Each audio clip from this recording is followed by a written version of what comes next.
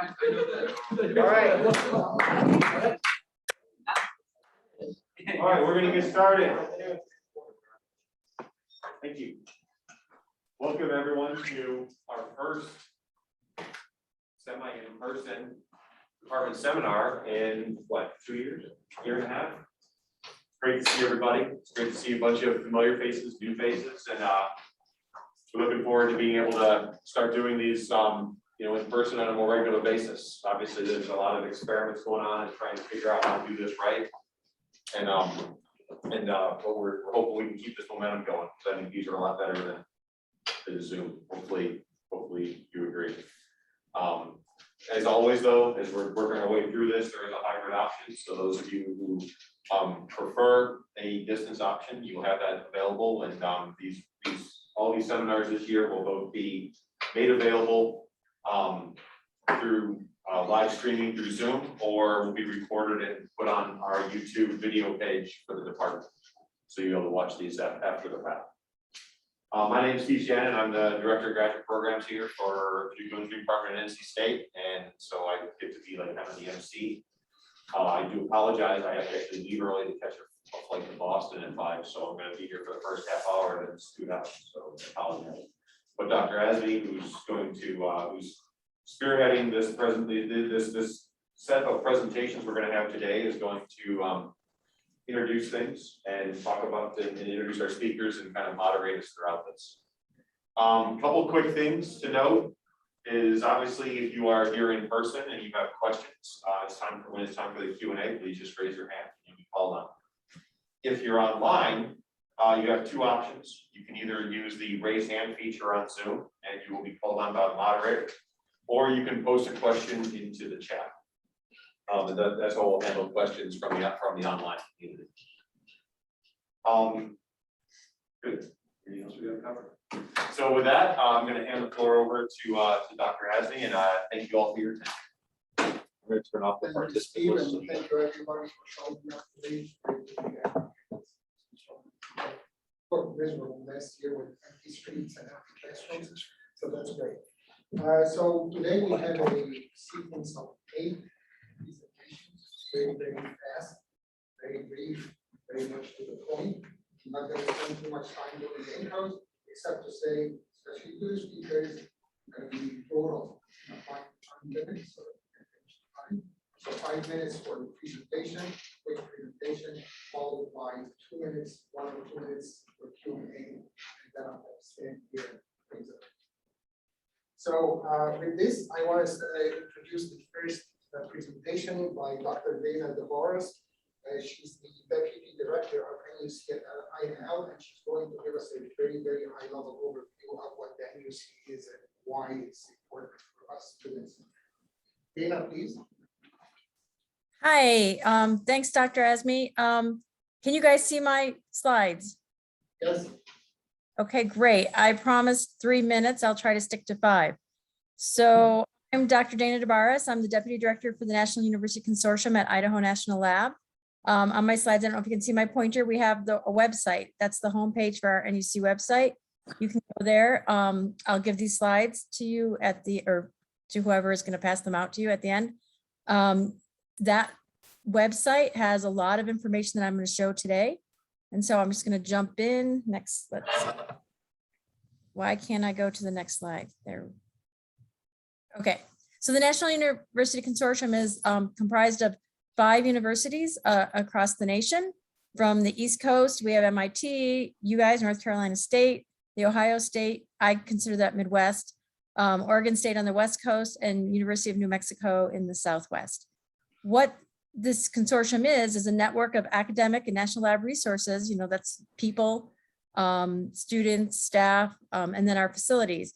And what we are trying to do is increase INL's leadership in the clean energy research and development through synergistic capabilities. So merging our capabilities, whether it's facilities, people's ideas, to develop innovative strategies to lead projects and programs and drive our nation's sustainable energy research. Next.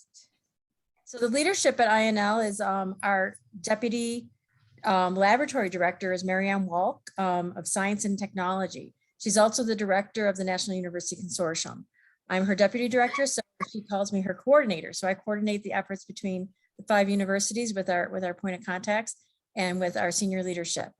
Your very own Dr. Ivanov sits on our BEA Board of Managers with Marianne on the Science and Technology Committee to help support and represent the National University Consortium. Steve Prescott is an internal point of contact that helps me work with your point of contact, Dr. Asmi. Michelle Bingham runs our university partnership programs. And so that's our internships, postdocs, grad fellows, visiting faculty, all the university programs that we have. So I do report to Michelle as the NUC Deputy Director. The university leadership is a point of contact from each of the universities. We have Dr. Asmi from North Carolina State. He's also a joint appointee to INL, as well as Carol Smits at Ohio State, who's a joint appointee. And then we have Todd Palmer, who's taking over the position for Oregon State. We had Camille Palmer before that, the last fiscal year, and we had Wade Markham for years before that. Cassiano de Oliveira at University of New Mexico and Charles Forsberg at MIT. These are all nuclear engineering professors with unique expertise, and each of your universities bring a unique capability to INL, and you support us in different ways. So that's what I'm going to talk about next. Oh, well, first of all, we have other strategic joint appointments. Like I mentioned, Wade Markham is also a joint appointment to INL. At North Carolina, you have the most. You have Daniela Jones, who's in your agricultural department, Ben Beeler, who came from INL and who's now at your university. And then we have a couple of outgoing INL outgoing joint appointments, Abdurafi, I don't know how to say his last name, and Wangag, and then Sebastian Schuner. So these strategic joint appointments help us collaborate, help us bring each other together, look at the different areas that we want to do research in and bring that to your university, as well as bring your capabilities back to the lab. How we engage are through visits and seminars. So here, Mark Peters, our former laboratory director, it's now John Wagner, came to visit and gave a presentation to your department. This is BC before COVID. We had Daniela Jones bring her agriculture engineering department to INL, and we set up a couple of full days of presentations with our bioenergy group, with our biomass user facility. So we did tours, we had presentations, roundtable discussions, and then we've had Ohio State's additive manufacturing focus area come to INL and meet with staff as well. We do run workshops. That's one of the major things that we do. We also have faculty that will teach courses. We had a summer faculty course at INL this summer. And then we have student mentoring. We've had INL staff give courses at universities as well. I'll just breeze through that. This year, the biggest effort we had was this fission battery initiative. So this is a nuclear science and technology initiative out of the lab. And what we did is we brought points of contact from INL as well as point of contacts from each of the NUC schools to run 8 workshops that are listed here. We ran them from January through April. On the NUC website, there's a place to look at what the fission battery initiative is. Our lead is Vivek Agarwal. And there's several people that contributed to an R&D document that is on that website. And this is the diagram of what it is. I'm not going to go into that, but we're trying to develop an autonomous nuclear battery, fission battery, we call it. And it has these attributes here on the side. Please visit that website and read what it's about.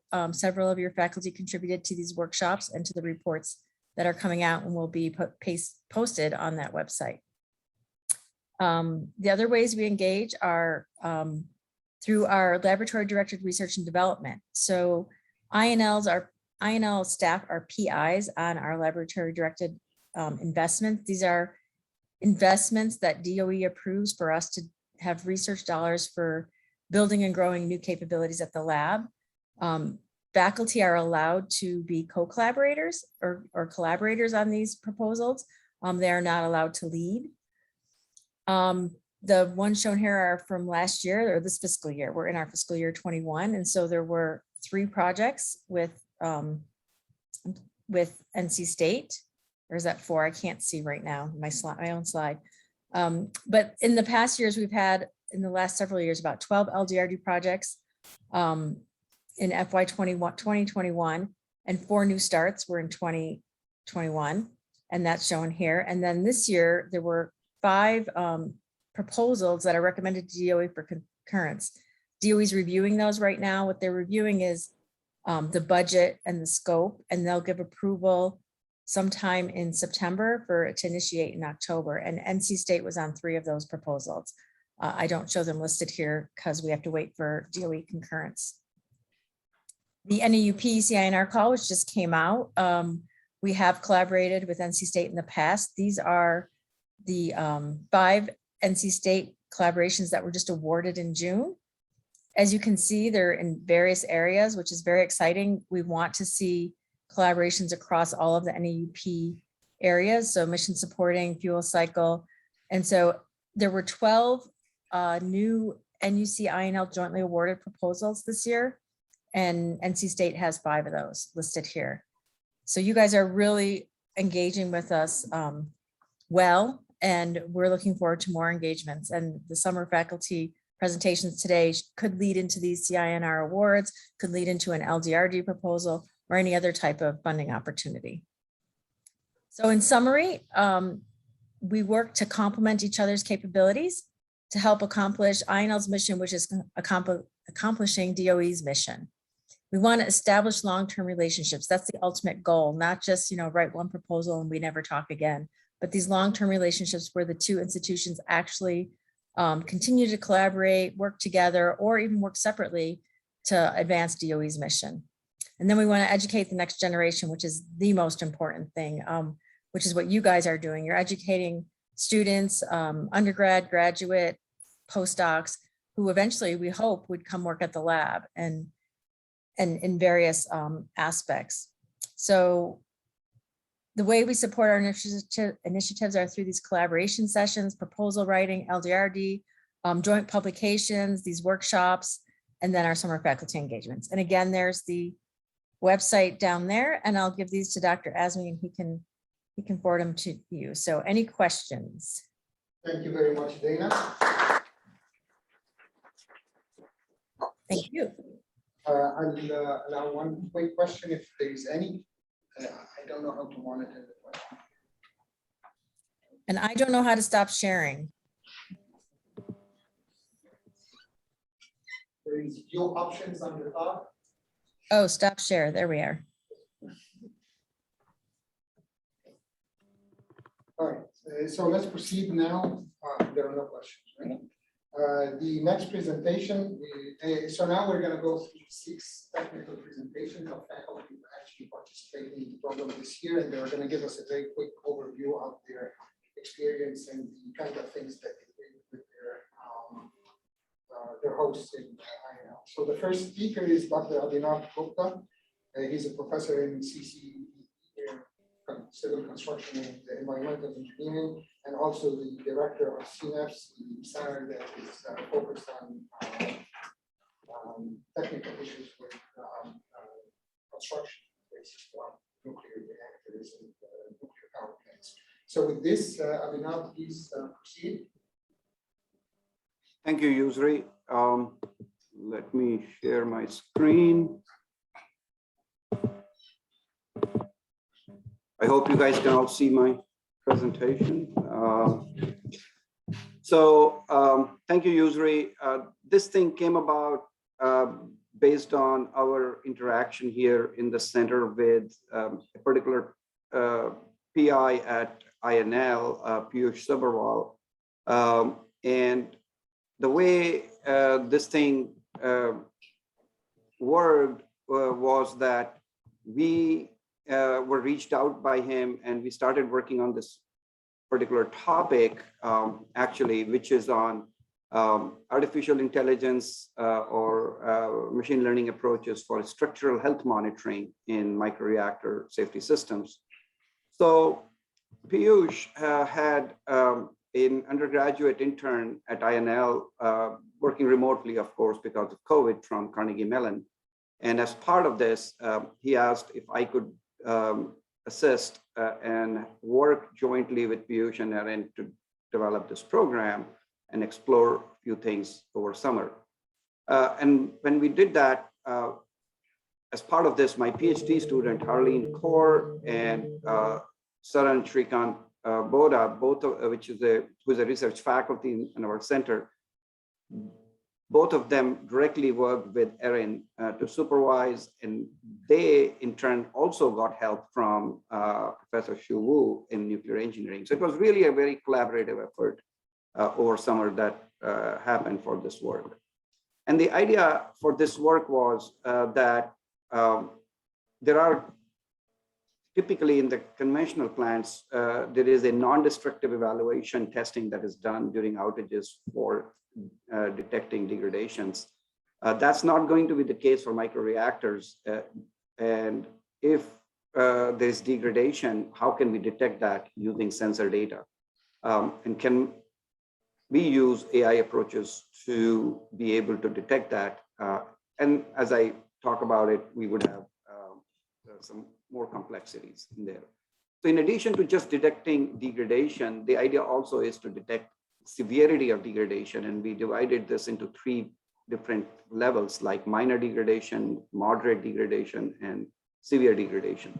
And based on what we get as our outcome, then operators can be informed accordingly.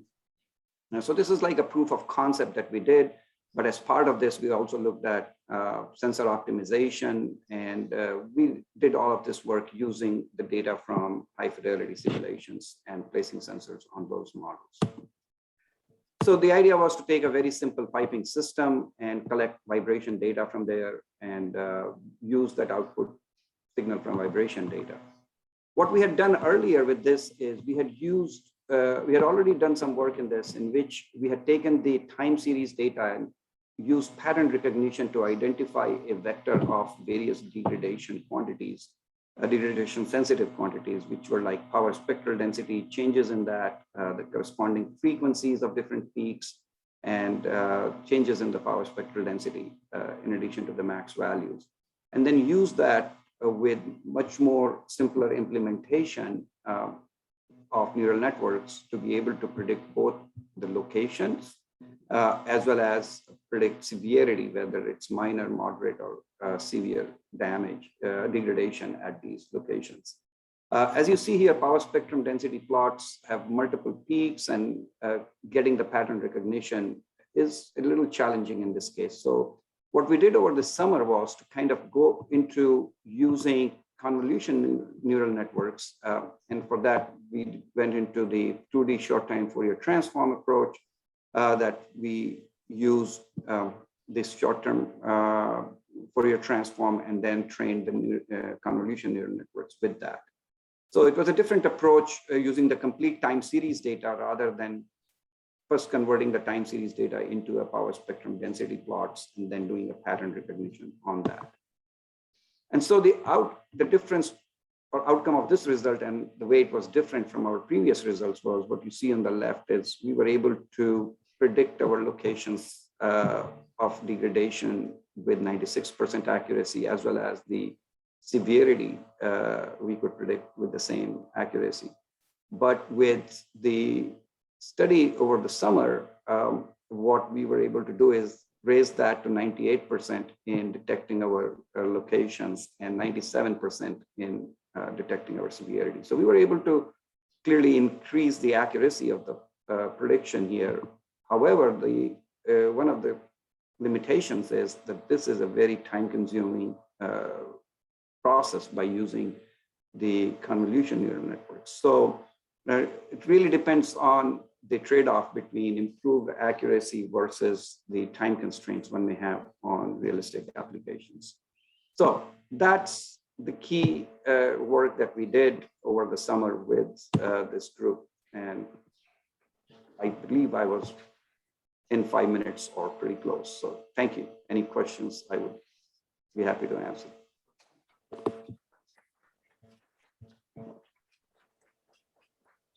Thank you, Abhinav. And if there are any questions, now is a good time.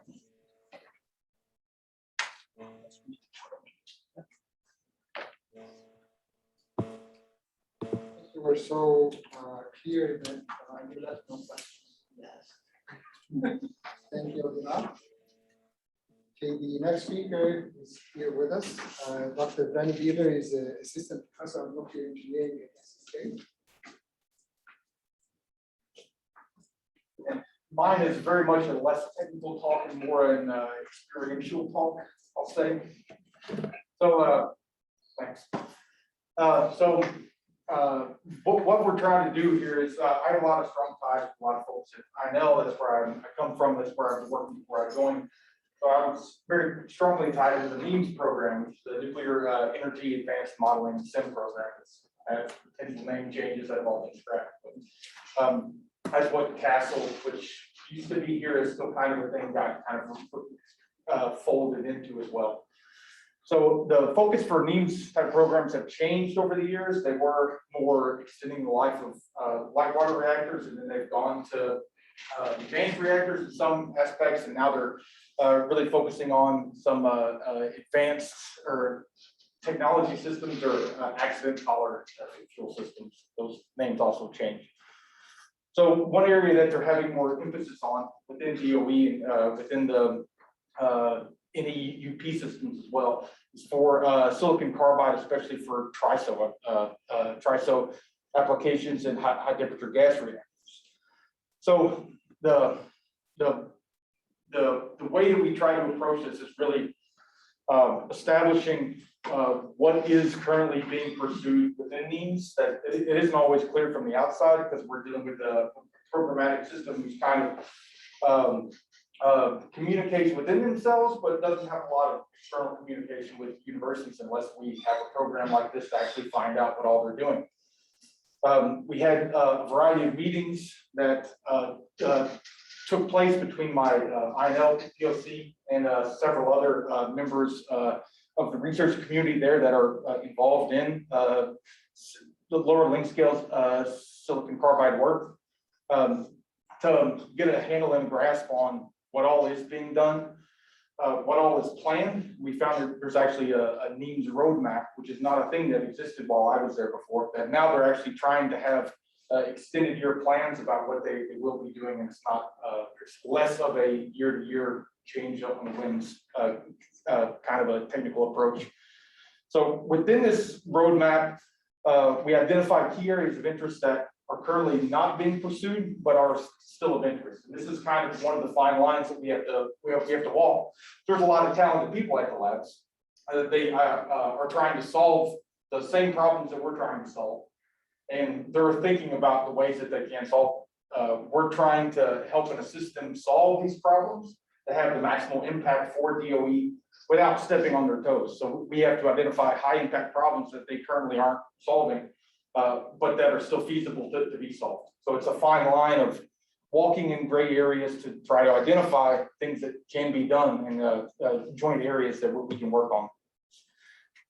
So we identified several people working there at the lab that are involved in these kinds of projects that can serve as potential collaborators with myself and with other people here at NC State to work on these kinds of issues that we identified that are within the scope of DOE, but not currently planned to be worked on. One thing I'll say that gave me an insight here is I had a student who was interning a few years back that was actually working alongside these I know colleagues there. And that gave me excellent insight into some of the things that they were doing. And then I was able to get more of a full picture once I was able to have discussions with all these people. And I would say that this strengthened my ability to have effective communication with everyone there. And it provides kind of a jumping off point for future collaborations through student internships, as well as through different kinds of proposals as well. So the natural jumping off point for things like this are NEUP proposals, which are subject to the whims of the annual work scopes, which is not always ideal. And this year we were unlucky, even though this is a relevant topic to DOE, it was not a specific work scope for this concept. So we're currently pursuing NSF and LDRD proposals once the NEAMS activities are officially defined for FY22, which is still in the process that's undergoing. So we want to make sure that we are identifying key areas that can be done, but that aren't going to be done in the immediate future. So with that, my very non-technical talk, I'll take any questions.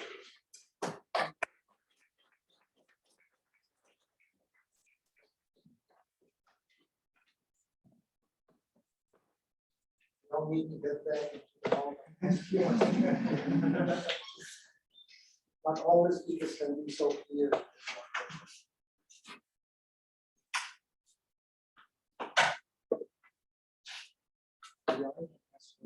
What do you think are the chances of NSF supporting nuclear, So even though you're nuclear? that's the line you also have to walk, is that there are fundamental scientific problems within these material systems that you can't address. It's a matter of framing the problem as in terms of a application based or in terms of a fundamental science base. And that's all a matter of spin. So it's there's excellent things that we can pursue and say, yes, this is a fundamental mechanism that's happening in this material that we want to explore, that can be applied in other systems beyond silicon carbide or can be applied for other applications. So that's where you have to draw distinctions based upon how you're framing how to solve your problem, what your problem really is, based on who you're trying to get funding from. Here is a good example. Thank you very much. Jason Howe is our next speaker. Jason is the assistant professor of nuclear engineering at CBS. Thank you.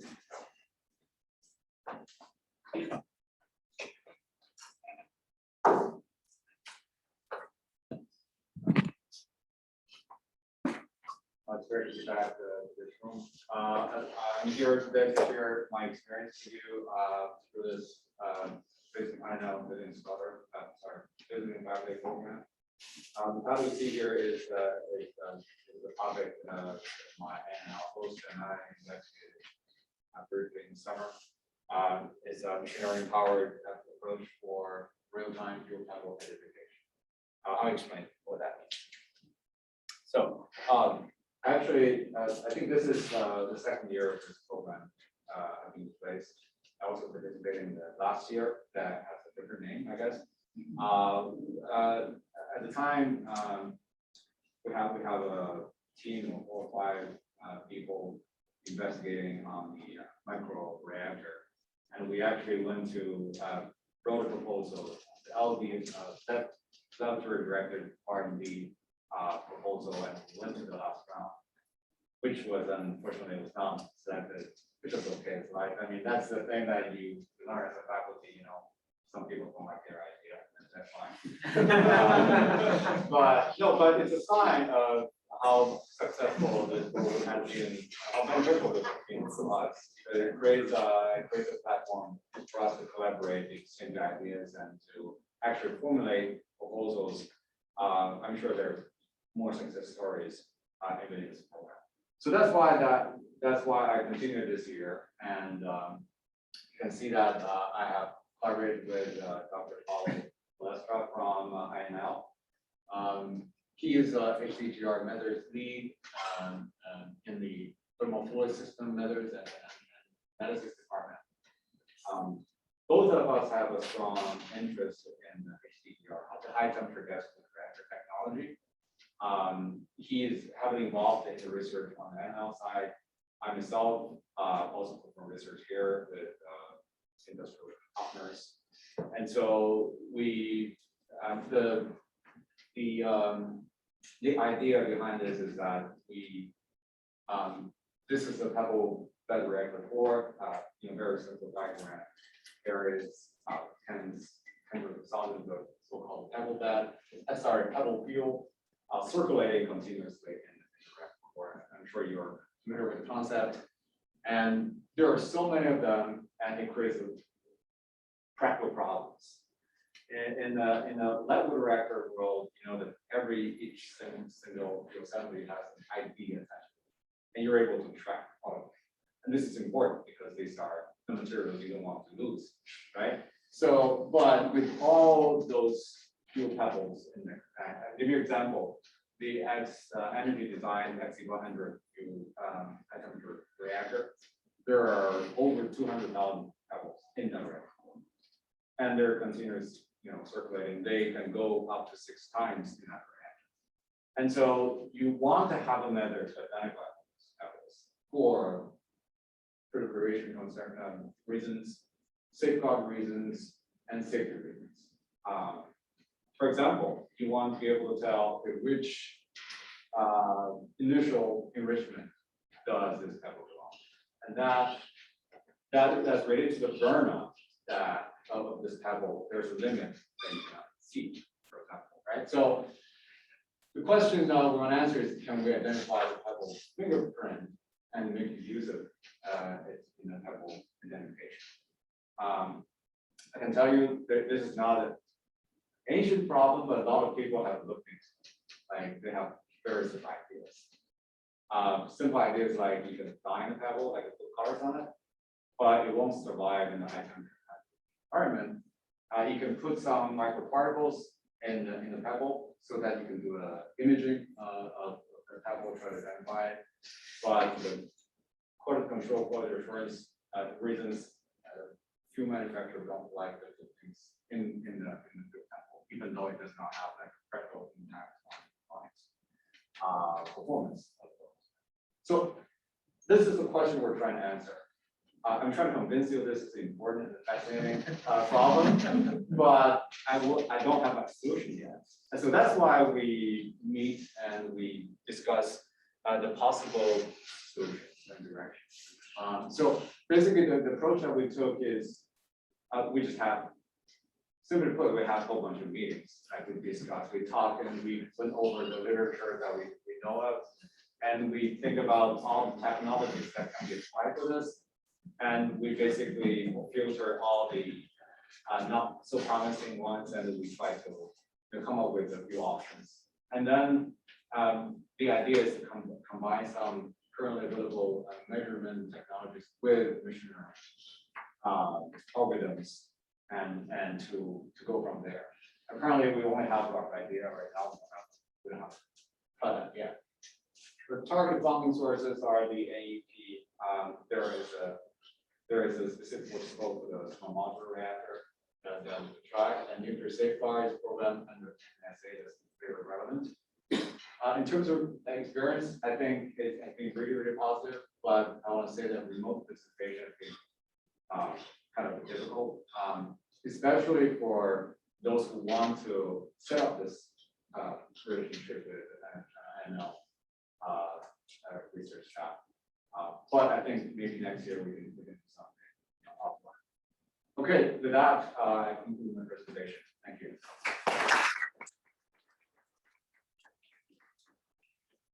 Thank you very much, Jason. Any questions? One crazy idea, that was crazy. I just shared it. So you etch it or 3D print a face of a person on each pebble and use face recognition technology. Will the face survive it? Yeah. Well, yeah, that's Some of us survive. that's what you use for the face recognition technology, right? Why not just like MRI the couple Yeah. off of the carbon 14? I mean, at that point, it's not an MRI, obviously, but you know, the same concept. You can reconstruct non-invasively a three-dimensional. Imaging technology is definitely pretty helpful. Thing is, you don't know how a particle is going to change from when it goes in to when it comes out. So how do you know it's the same particle? I mean, you shouldn't have, you'll just have your database of particles, I guess. And you're doing image comparison, set up a machine learning algorithm to do that pretty simply. Then as long as you don't have like trisoparticle migration inside of the pebble, you should be able to match them up afterwards, right? In theory. Yeah. I'm wondering, so theory for different identification, right? But for keeping track of the pebbles, you know, you mentioned temperature of sample, and it's a ID. Well, the same principle can be applied to the pebbles, I mean, mechanics. Mechanics that can have an ID. And then we have a burnout measurement system and a mountain, which is gonna bookkeep. Doesn't matter which level it is or which canister, as long as at the end of the day, the canisters that go in and the ones that go into storage account for all of that. Yeah, but the question is, you might have many levels before and when it comes out, you know which one. The burnout measurement system is a failing, and you're gonna know. Yeah, I mean, that all, yeah, I understand. That, but that really also depends on how accurate. Hopefully, very average. That's- I completely agree with you, yeah, And the individual path of a pebble through the core can change even if you put them in at the same time, so they will experience a different flux It doesn't, environment. yes, they're gonna be different sharp, environment. but it doesn't matter which one it is. As long as we have the burnout measurement system, and then, you know, that's But what. you don't know the path that it takes. If you know the path, then you know the flux profile. So that question will be left to research. You can OPI with Jason and submit again next year and then we move forward. Now we have a good collection of people to go on. All right, the next speaker is Dr. Igor Bolotnov. He is a professor of nuclear engineering and with us in the room. Thank you. So yeah, I'll try to be quick, and then this is also not too much technical, but more like experience based. So yeah, I did actually one last year as well, and that did result in some proposals not funded as well. But I'll briefly introduce what we do for research in my group. So we do so-called direct numerical simulation and interface capturing of two-phase flows, and we can do single-phase flows. And this is sort of analog flow in the pipe, this is public flow in the channel, this is sort of slug flow. So yeah, two-phase flow, this is the most of the efforts, and we've been quite nicely funded by Castle, which got folded into NIMS. I'm still looking for the two-phase flow in NIMS. Fingers crossed it will pop its head at some point. But yeah, so we did a few interesting, flow in nuclear subchannels and space agreed missing links. So we focus for, this is another just a nice movie on the flow region transition. This is what one of my students who graduated last year. Didn't get his graduation and not even coming, so, but maybe later. He works at a couple in nuclear navy lab now. So now what I did this summer, we actually got in touch with Josh Hansel. So he's a Sokai simulation code lead developer, and so this is Moose-based heat pipe code, and it's kind of heat pipes are being envisioned to be used in microreactor designs to remove the heat from the core. And the thing is, they actually have a good attributes which could be really well simulated with the capabilities which we have here at NC State. So essentially, you have a sort of a steam core and the wicking action of the liquid on the outside of the heat pipe. And so you have this, evaporating and condensing regions. And so you have this enclosed environment which has very the conditions which are hard to actually, experimentally measure directly in many conditions. And so that was the discussion. We had a few meetings with the INL collaborators and developed a couple of white papers on trying to see what kind of sort of virtual experiments we can perform with the expensive high resolution codes in order to inform the models in their capability. So obviously their code, as long as the models are correct, can do a lot of simulations at the same time. But the question is how correct are the models, right? And then that's where we would come in to actually do very few, much more expensive simulations, but which don't require really a very, very fundamental, just principle type of models to simulate the behavior. So the basic approach, and again, this is mostly like an experience. So we had a kickoff meeting and seminar, and we had a few. So it is a positive thing being Zoom based, because if you do it in person, you come in. If team members are missing or on vacation or wherever or anything like that, then you go back and you don't get to meet. So in this situation, we actually had some schedule issues. So it actually wasn't 2 weeks; it was more like 4 weeks. It was much more diluted, right? So we had a planned number of meetings, but we had to work around everybody's schedule. to make sure we have some meaningful conversations. So, and as always, yeah, the idea is to try to get some NUP proposals, and actually I scheduled a call tomorrow to try to get into. Unfortunately, it wasn't, I mean, I think this year NUP, they tried to be more general, because in the past years, I feel like I've seen this sockeye in the call, now it's not there. So we'll discuss if there's anything meaningful there to proceed. Hopefully we will find a good scope to really write a good application, and fingers crossed that it might be get invited.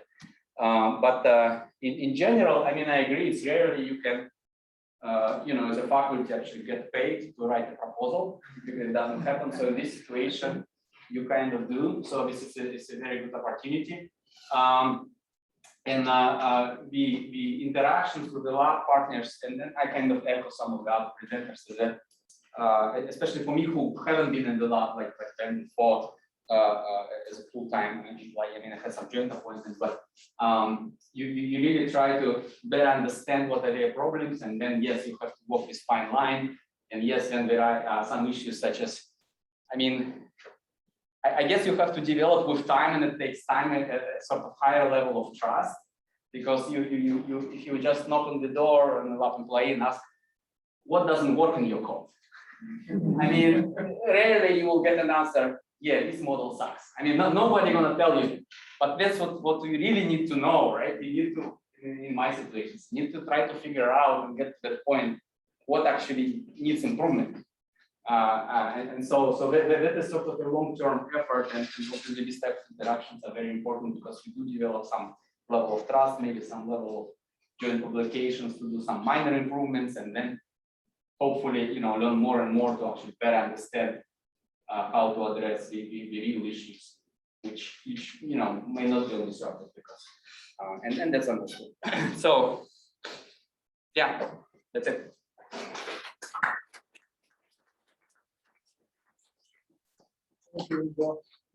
Question? Can you explain like what a heat map is, just for people who don't know? So it's a very simple idea is the following. So you have sort of an enclosed tube, right? So it's both sides are both completely. There is both liquid and vapor on the same material inside.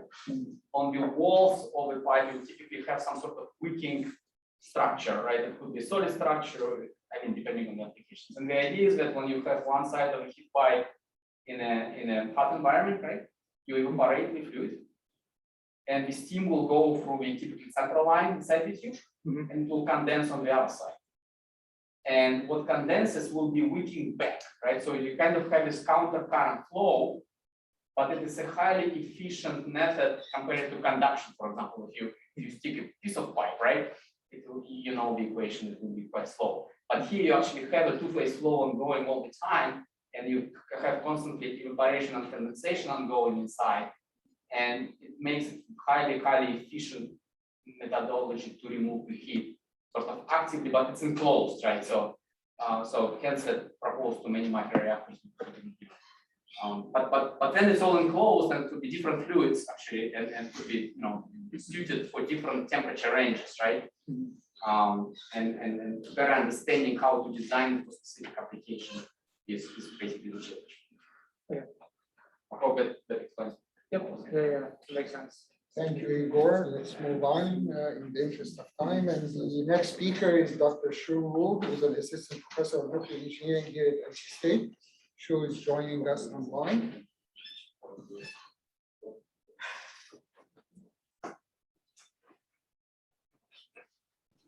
Hello, everyone. Can you hear me? Yes. Hi. This is a short summary of my virtual faculty program internship with NUC for the last 2 years, this year and the last year. So I also participated in the internship last year.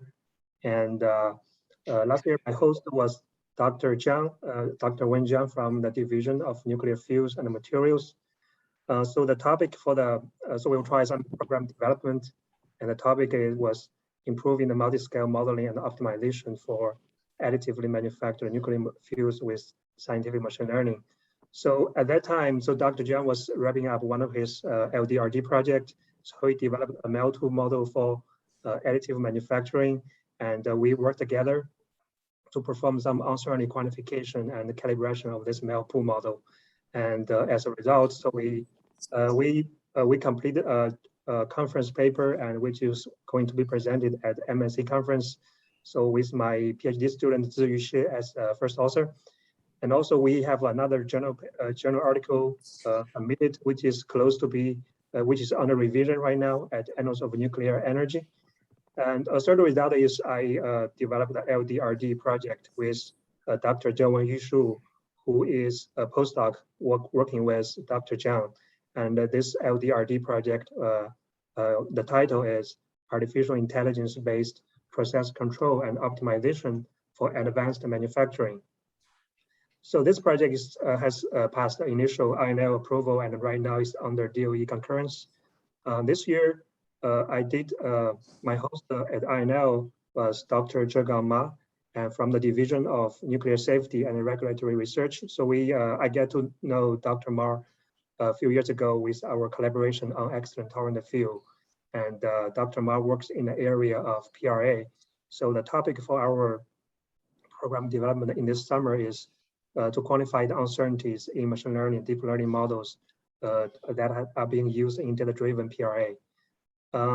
So in the summer, so Dr. Ma has an NRC project to explore the regulatory implications for the current generation of operating nuclear plants as a result of the use of predictive maintenance and predictive analytics practices supported by AI, machine learning, and big data. So he was very interested to quantify the uncertainties in machine learning models, which is well aligned with the current research focus in my group. And we don't have any results like last year yet, because we just finished this internship 2 weeks ago.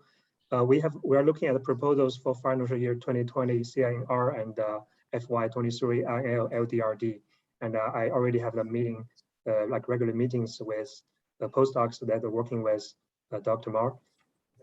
Next, I'm going to use the rest of 2-3 minutes to briefly talk about the LDRD project, which is a result of our last year's internship.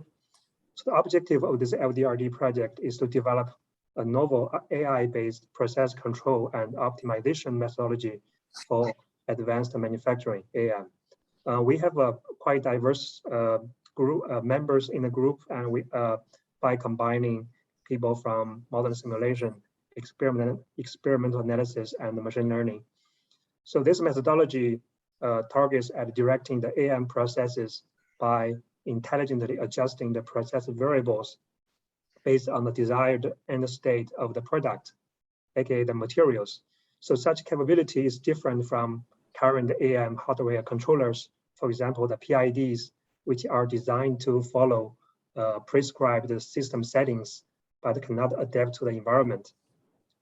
So NC State will contribute to 2 tasks. The first one is on reduce auto modeling. So in this task, we will focus on development of reduce auto modeling, reduce auto models using deep learning that can be accurately predict physical phenomena ranging from microstructure level to engineering scale. And finally, in task 3, which is the process control and optimization using deep reinforcement learning. In this task, NC State will contribute to the development of the deep reinforcement learning-based decision model to control and optimize the AM process for improved end product property.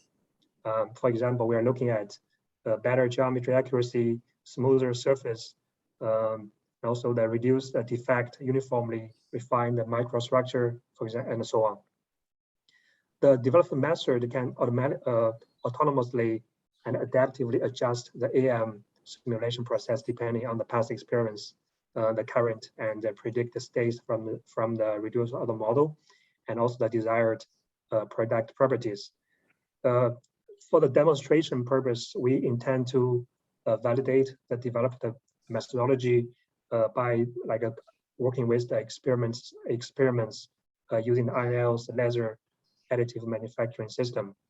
And also, as Dr. Gupta mentioned, I also was partially involved with the his LDRD, his the collaboration with Dr. Piyush Sabao at INL. So also that was a very interesting project. We're very happy to see that deep learning models can be used for the structural health monitoring for the microreactors. Right. That's all I have. Thank you. Any questions?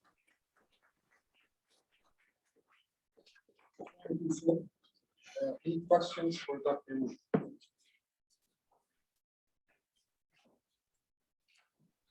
One last question before, don't get him off the hook. Please. Thank you, Shu. Now we're gonna move on to,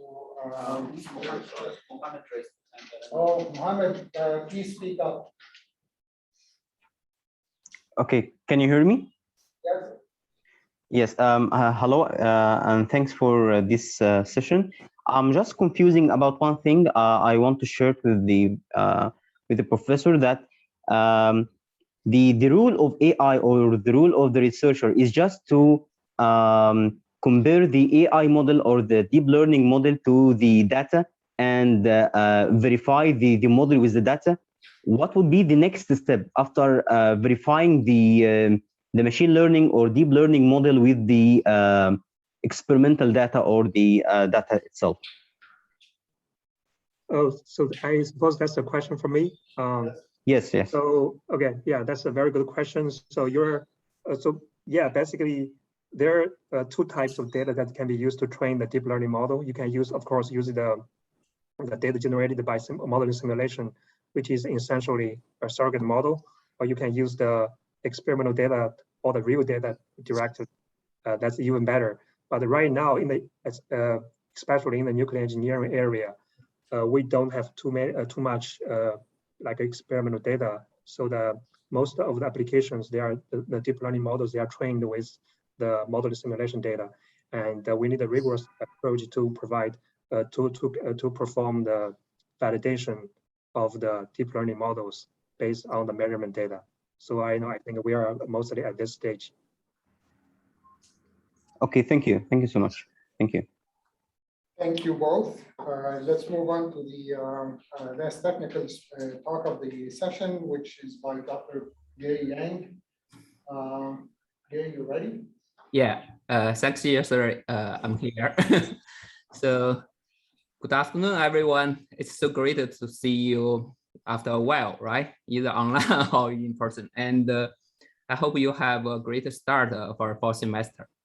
Let me share my screen here. Oh, okay.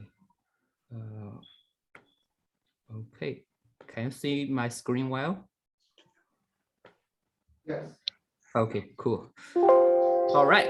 So I would like to talk about our collaboration activities during this summer between Internship and my group and our NL collaborators.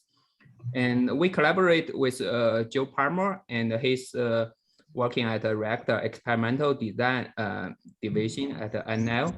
And so basically, for this kind of collaboration, we want to build a long-term relationship.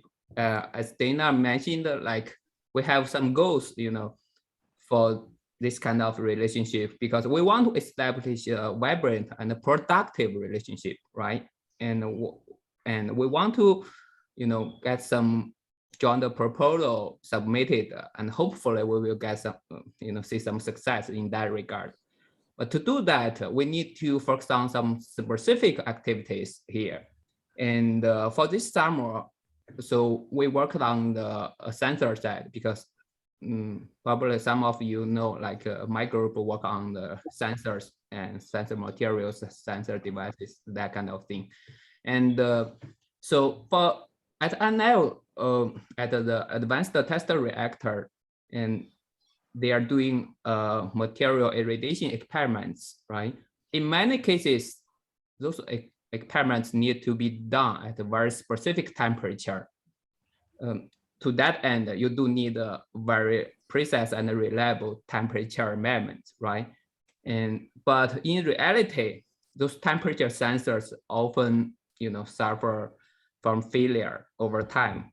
And even before they show the sign of failure and their performance start to drift, right? And some results are not so reliable in that case. Because the reason is due to the, the working conditions at the ATR, right? Because you will see the high temperature and a very strong radiation environment in that case. And so as a result, this challenge must be addressed, right? To provide, the people a very reliable information regarding temperature and other types of information such as pressure as well. So how to do that?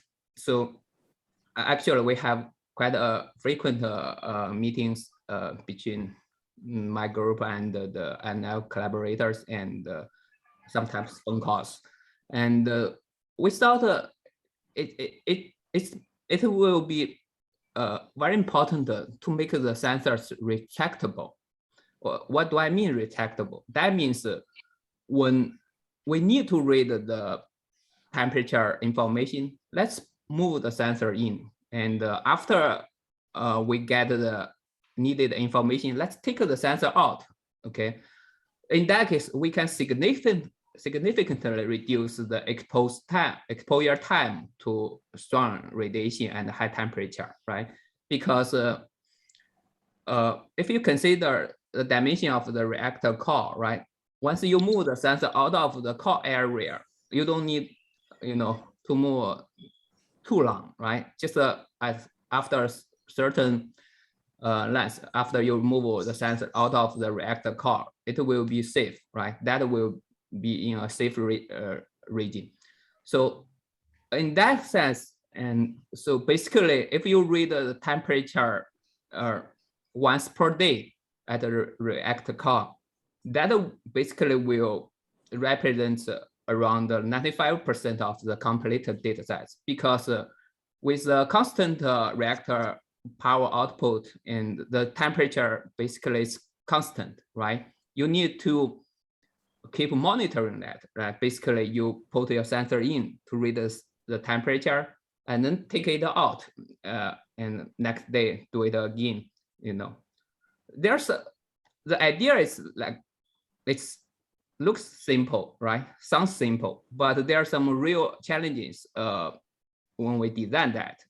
There's a few issues here. The first, how would you, drive small and long sensors in a reliable manner, right? Because it's not short. It's it's quite long, a few meters long, right? And also the diameter.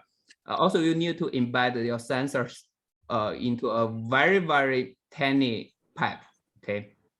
And also make sure it moves straight forward and go forward and come back and for many times, right? You need to make sure it works in a reliable way. Another thing is how would you manage to store the cable, right? Because the cable could be long with limited dimension. How would you store the cable?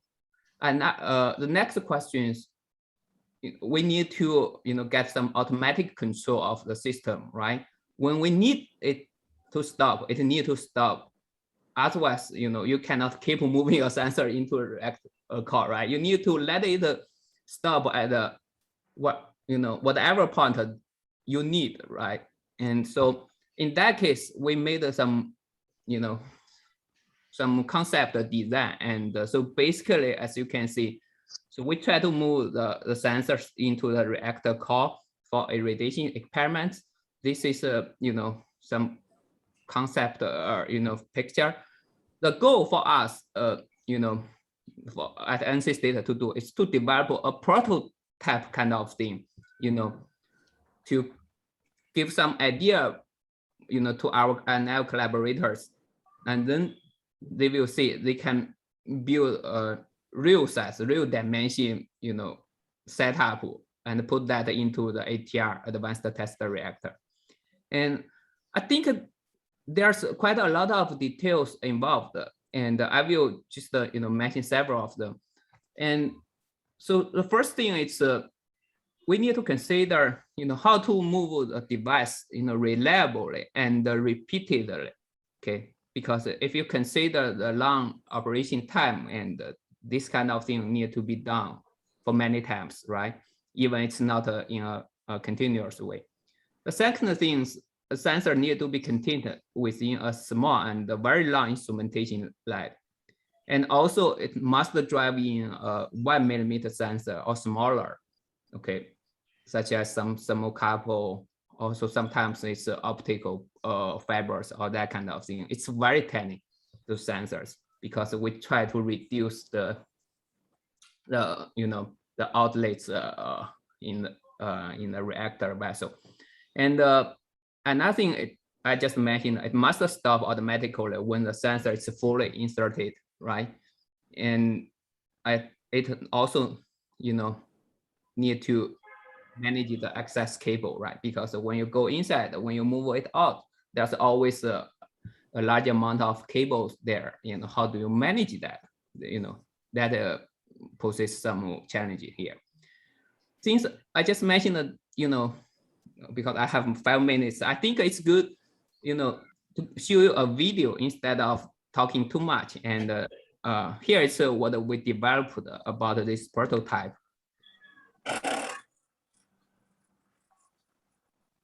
And oh, I'm sorry. Let me go back.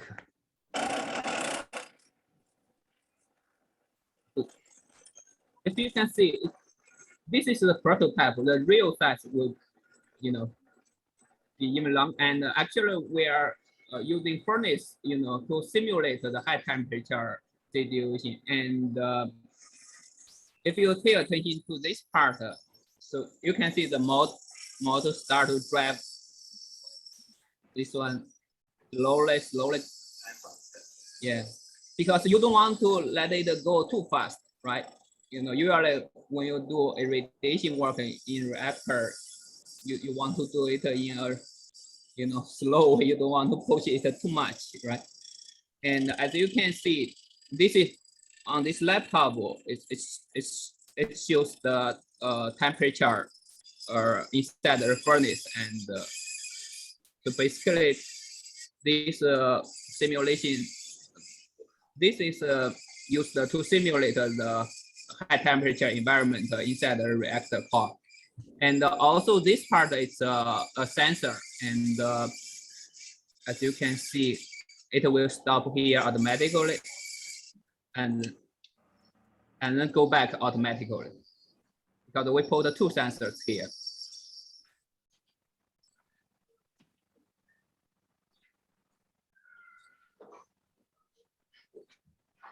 Okay, yes, we done? Good? No, okay, let me stop here. I think, sorry, this is some detail about this setup. I have one slide left, okay? And so basically our INL partner is very satisfied with the quality of the work and the progress. That is very important, because that will provide some solid basis for further collaboration, right? We want to show like our collaboration is based on some solid basis, right? And so some output. So from our collaboration between NC State and NL, as Dana just mentioned, one of our CNR proposal has been selected by DOE for award negotiation. And also recently we just submitted a joint abstract to the 2021 TRTR annual conference. So that's about this sensor work, which was developed over, Thank you, guys. Appreciate it. So. And also there, I appreciate the efforts and assistance from my students and also Urban Miller. Yeah. Okay. One very quick question, very quick question, because we are on the end of the seminar. None? Okay, I have the floor. I promise I'll finish in 2 minutes. Thank you. 2 minutes from when I have the slide.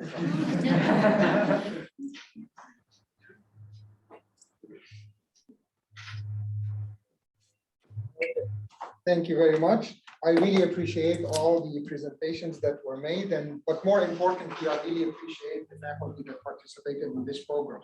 This is, like many of the speakers said, this is the second year of the program. It's been very successful. But I want to elaborate, so I'll let you read this slide. It's pretty much straightforward, and I don't need to tell you this stuff. You can probably guess. I do want to make a quick comment on the general gist of what you've seen, and specifically a statement that was made by, I think it was Jason.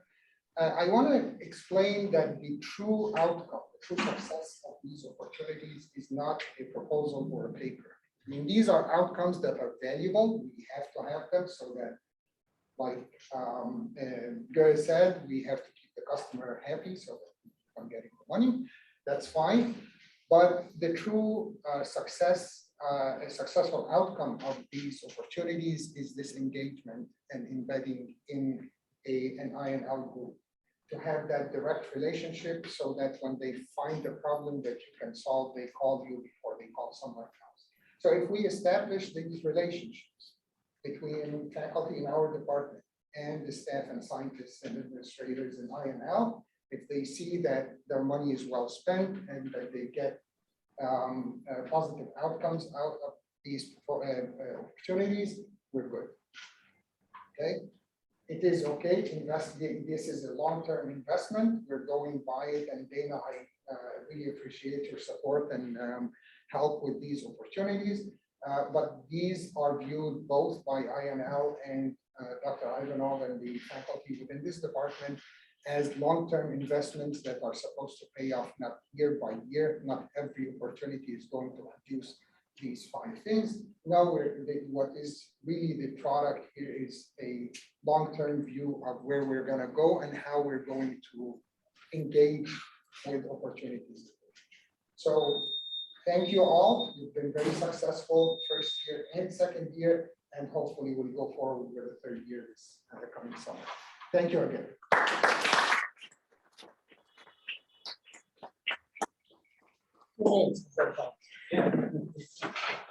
Okay, I break time. 10 seconds. That's good.